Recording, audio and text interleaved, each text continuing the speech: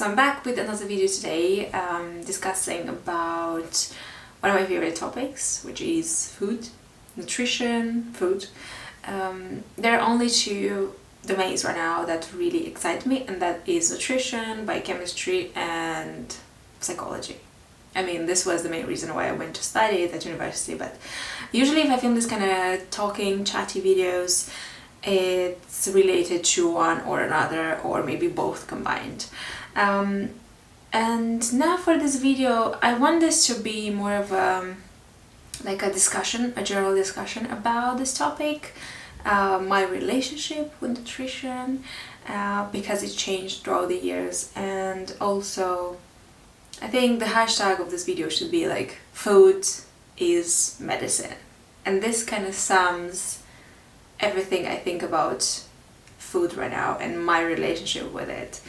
And let's just start by saying that I believe more than 90% of our health problems start from the gut.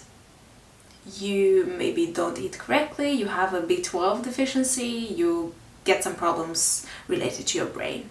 You lack some enzymes, you cannot process very well some proteins, or to get those micronutrients, again, you have some kind of problem. You don't consume enough like omega-3, you get lots of inflammation, and that is not going down, so again, in the long run, you get some health problems. So everything is related to our gut.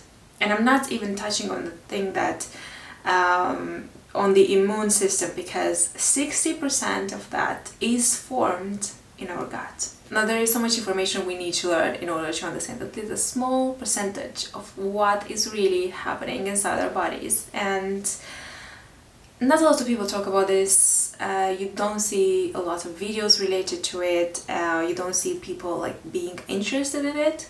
I mean, of course, it's more entertaining to watch a YouTube drama video or a gossip kind of video than to watch this kind of videos, or to want to learn more about yourself, about your body and how everything works.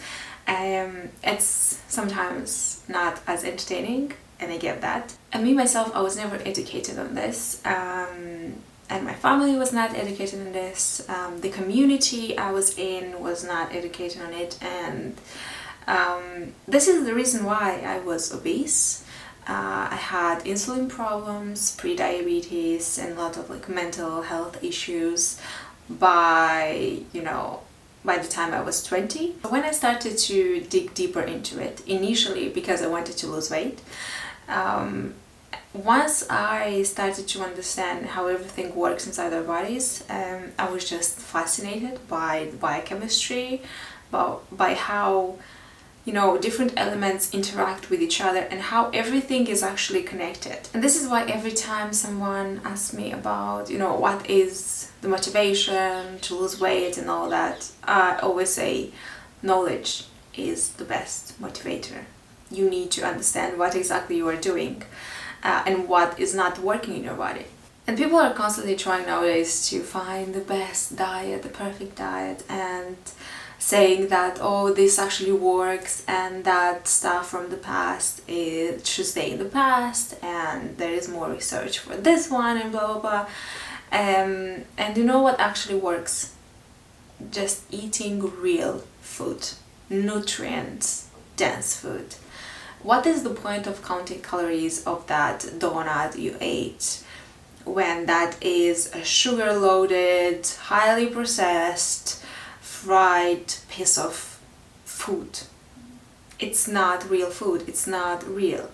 Leafy greens, legumes, a piece of fish, quinoa, this is real food. And I also strongly believe that in many cases, just by regulating your nutrition and eating, nutrient-dense food, you will get rid of a lot of health problems. You will get rid of that extra weight that you probably gained because you were eating, a lot of bad stuff.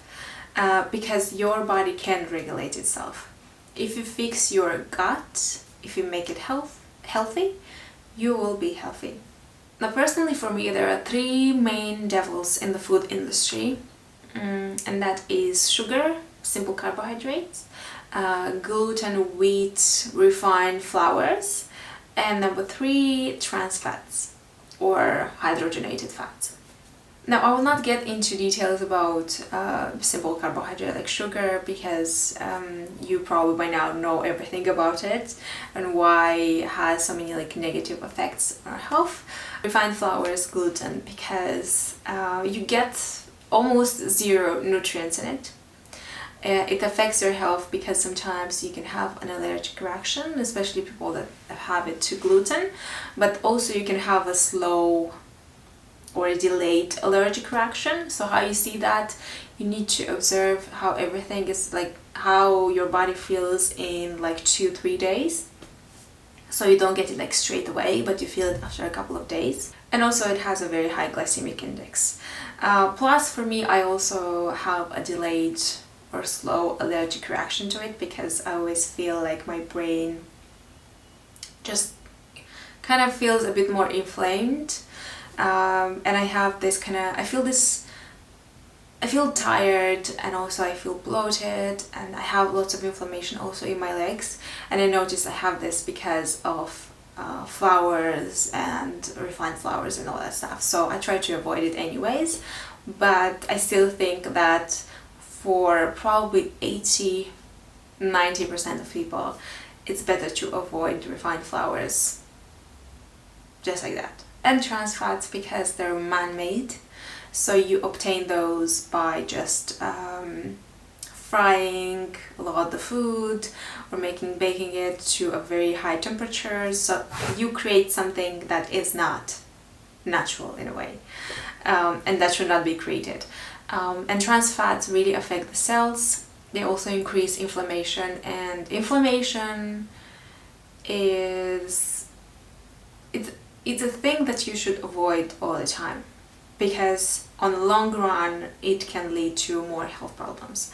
So again, man-made, we don't need it, it's bad for our health, bye. Probably also include in here dairy products, but dairy products is such a sensitive subject, because they may work with some people and they may not with other people. So again, it's very personal, should be very personalized, and nutrition in general should be all the time personalized, because what works for someone may not work for you. This is why I always say, you know, don't follow a diet just because someone is following it. With sugar, refined flours, and also with trans fats, this is universal for all of us. People that can consume dairy and they feel fine. There are people that can consume a vegan diet and they will feel fine. There are people that can eat a lot of meat and they will feel fine. Nutrition should be personalized. It's just important to understand how you react to certain foods. And I know by now you probably know all these things I talked about and I mentioned, but maybe you don't care because you are still very young, you have a fast metabolism, you have good genes, and you can eat whatever you want, and that thing is not affecting you right now but will later in life. Or maybe you, I don't know, you have some mental, psychological issues and food makes you feel good. That sugar will make you feel good, even if it's like for 10 minutes, but you want it and you cannot like stop yourself. Maybe it's a very social thing because you go out with your friends. What you do, you eat. You go out with your family, you go to visit your family. What you do, you eat. You visit your granny, she's like preparing for you 10 different foods so you can eat everything, otherwise she will be really upset. It doesn't matter what is the reason, just try to implement more like nutrition dense food, because this will benefit your body on the long run. And now at the end of this video I would like to just open a discussion about nutrition and food. What is your relationship with nutrition? What you maybe observed, maybe you reacted to some kind of certain foods or certain ingredients in the past. Let me know in the comment section and we can all like read them and chat and have a discussion. And that's it. I will leave you now. Have a great day and don't forget to eat your leafy greens, please. And yeah, bye.